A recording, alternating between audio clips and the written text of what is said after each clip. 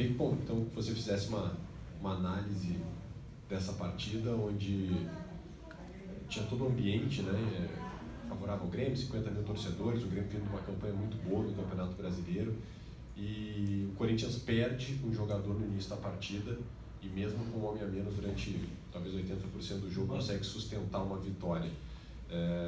Bom, em primeiro lugar, o quanto que, sem entrar na polêmica da expulsão, enfim, o quanto que perder um jogador influenciou na tua estratégia de jogo, se é que influenciou, e queria que tu fizesse uma análise dessa vitória fora de casa, que é importante na campanha do time do campeonato.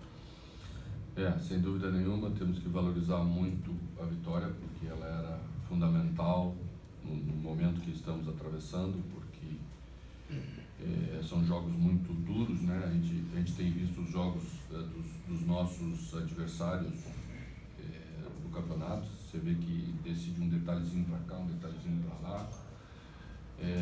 Mas eu tenho que elogiar muito o comportamento da equipe, a entrega da equipe para não só construir a vitória com a menos, como mantê-la depois. Acho que é importante dizer, para estabelecer algumas verdades sobre o jogo, que o Corinthians iniciou 11 contra 11 melhor. E já tinha chegado 2 vezes antes da penalidade máxima que não foi marcada. E que o fato de não ter marcado no campo provavelmente ocasionou o lance da expulsão justa de Bruno. Porque a expulsão é indiscutível, né? A entrada foi uma entrada para cartão vermelho. Só que provavelmente, se o pênalti é marcado no campo, esse lance não iria existir. Tá? E aí você ficar com um a menos num jogo duríssimo como esse, desde o início quase, claro que interfere no jogo. Interfere tanto que depois, quando o jogo ficou 10 contra 10, nós voltamos a criar chance de gol. O que permite a gente, né, elaborar um pensamento. Se o jogo fosse 11 contra 11, seria um jogo muito bem jogado, porque o Grêmio tem uma ótima equipe, mas a gente veio apresentando algumas melhoras nesses últimos jogos, e acreditava muito que a equipe poderia hoje entregar um jogo de 90 minutos à altura do que o jogo ia exigir para a gente sair com a vitória. Então ela foi de superação por circunstâncias que aconteceram no jogo, e tornou ela mais dramática porque com 11 contra 11 já seria difícil, imagina 10 contra 11 na maioria do tempo. Mano, Marcelo Becker, site canal Meu Timão, gostaria que tu falasse que, mesmo por poucos minutos, o Fagner nessa segunda linha, o Fagner um pouco mais adiantado, e também gostaria de saber se a gente pode chamar de vitória do alívio. Agora o Mano vai poder trabalhar com mais calma, pensando em coisas melhores para o Corinthians, até projetando 24. Obrigado, Mano. Olha, eu acho que a gente ainda não pode projetar 24, porque se a conta é 45, e vocês fazem 45, 46, nós ainda não atingimos a meta mínima. Então não podemos relaxar. Temos primeiro jogo depois da parada da data FIFA contra o Bahia, que é uma equipe que está entre as colocações que nós estamos. Então não vamos relaxar, vamos aproveitar essa vitória para que ela dê confiança para o time, para que ela nos ajude a resolver essa questão aí logo, para depois sim começarmos a pensar um pouco mais à frente. A gente fez uma linha de 3, né?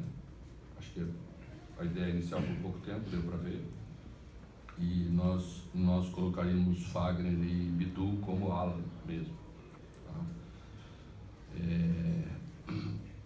Não foi possível ver tanto tempo, mas acho que a equipe já tinha feito alguns jogos lá atrás com o Vanderlei, com essa formação de linha de 3, mas não tinha feito, eu acho, com a formação de meio campo que nós iniciamos, com um volante, Juliano e Renato Augusto, 2 meias, 2 metros, e também com 2 homens de velocidade, que a gente optou por Romero e Wesley,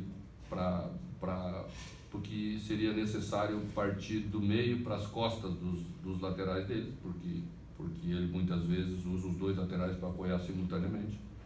Então nós tínhamos que conter esse jogo, organizar ele por dentro para depois partir para as costas. Essa era a ideia estratégica do jogo. precisamos evoluir, mas podemos pensar sim em linha de 3, não tem preconceito nenhum contra a linha de 3. O que funcionar melhor para a equipe sempre é o que o treinador quer. Mano, tudo bem? Pedro Oliveira da Band. Queria fazer 2 perguntas, se você permite. Primeiro, que você explicasse o time diferente, né? Sem o Fábio Santos, sem o Gil, sem o Moscardo, que entra depois no segundo tempo, sem o Yuri Alberto. Essa é a primeira pergunta. E também, a gente já te conhece aqui bastante em Porto Alegre, e eu queria saber e lembrar uma coisa que era falada. Essa vitória do Corinthians hoje é uma virada de chave para o Corinthians? A ideia era, não sei se você sabe, talvez não sabe, mas a gente tinha 8 jogadores pendurados com 2 amarelos. Então, quando você coloca, às vezes, jogadores em determinadas funções, eles não conseguem render tão bem porque estão um pouquinho preocupados, porque tem o jogo seguinte com o Bahia, e daqui a pouco você não consegue render tão bem. E a escolha foi para minimizar um pouco isso, porque eu sabia que o time ia ter que competir muito sem aliviar a marcação.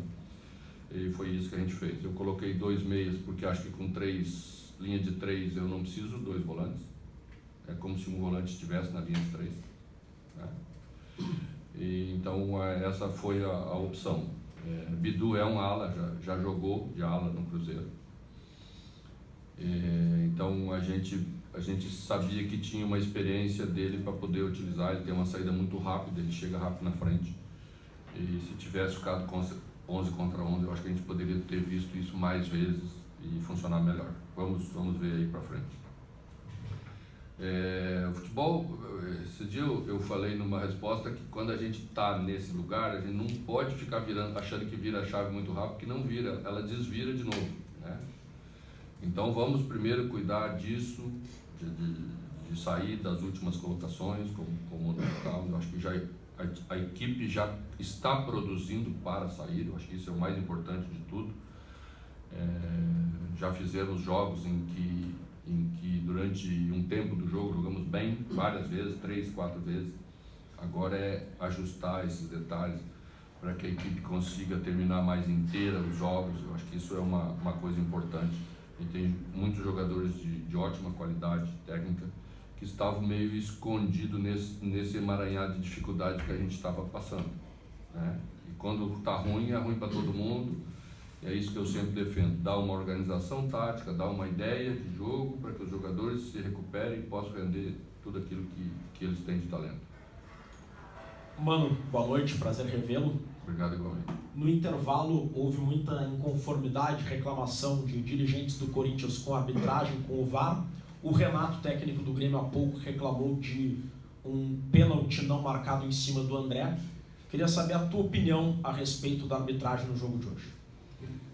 Eu achei que a arbitragem começou mal, né? Porque ao não dar uma penalidade máxima, que é unânime, não encontrei nenhuma pessoa que dissesse assim, olha, acho que pode não ter sido.